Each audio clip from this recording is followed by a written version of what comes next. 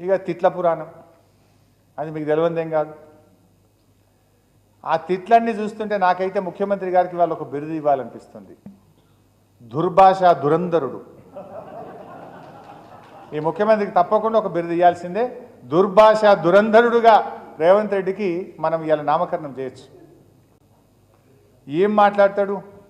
పండబెట్టి తొక్కుతా, చీరుతా, సంపుతా, సింపుతా, గుడ్లుకి గుడ్లు పీకి గోటీలాడతా, యాప చెట్టు కట్టేసి లాగులో తొండలిడిస్తా అని శాడిస్టు భాషలో చెలరేగుతాడు ఈ రేవంత్ రెడ్డి. బుల్డోజర్తో తొక్కిస్తా, మానవ బాంబులై చంపిస్తా అని టెర్రరిస్టులా రెచ్చిపోతాడు రేవంత్ రెడ్డి. నా కొడుకల్లారా ఒక్కొక్కరిని పండబెట్టి తొక్కుతా, పేగులు తీసి మెడలేసుకొని ఊగుతా అని ఉన్మాదిలాగా వాగుతాడు రేవంత్ రెడ్డి. బాడీ షేమింగ్కు బ్రాండ్ అంబాసిడర్ ముఖ్యమంత్రి. పసిపిల్లల్ని సైతం బాడీ షేమింగ్ చేసిన రేవంత్ రెడ్డి నాలాంటి వాళ్ళని చేయడంలో పెద్ద ఆశ్చర్యం లేదు. ఎప్పుడో ఒక్కసారి మాట దూలడం ఎవరి విషయంలోనైనా జరగవచ్చు. కానీ ప్రతిసారి మాట దూలడం, మాట్లాడితే బూతులే మాట్లాడడం సీఎం రేవంత్ రెడ్డికి అలవాటైపోయింది.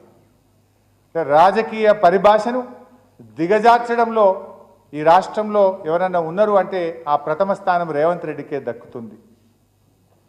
ఆ ఎనుముల వారి నోట జాలువారిన ఆ ఆనిముత్యాలను కూడా ఒక్కసారి చూద్దాం.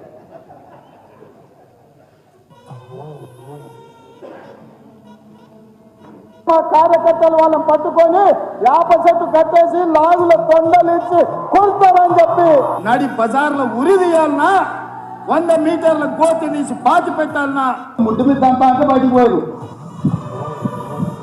లోపల నా కొడుకులు ఛానళ్ళు ఉన్నాయి కదా అని అడ్డగోలు చేస్తే చూసుకుంటూ ఊకుంటా అంటారు. పండబెట్టి తొక్కి పేగులు తీస్తే గాడ్డ కొడుకులు నొక్కనొక్కని కోర్ల పక్కన పండబెట్టి తొక్కుతాం. ఈ సన్నాసి రండ లఫుట్ నా కొడుకులతో గుండు వచ్చుకుంటూ అట్టనే నా కొడుకల్లారా రండి. అరే సన్నాసి పట్టుకున్న బుల్డోజర్ పెట్టి తొక్కిచ్చి సంకనాకడానికి పోయిందిరా దరిద్రులారా. పడన బుద్ధి లేని గాడిద కొడుకు శిష్యుడు గురువు అని మాట్లాడితే బుద్ధి మీద పెట్టి అంత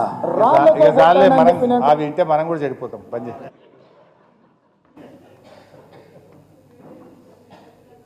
చిన్నపిల్లలు చూడగలరు అంటుంది అక్క. ఈ వీడియో రిలీజ్ చేస్తే చిన్నపిల్లలు చూడగలరు వద్దంటుంది.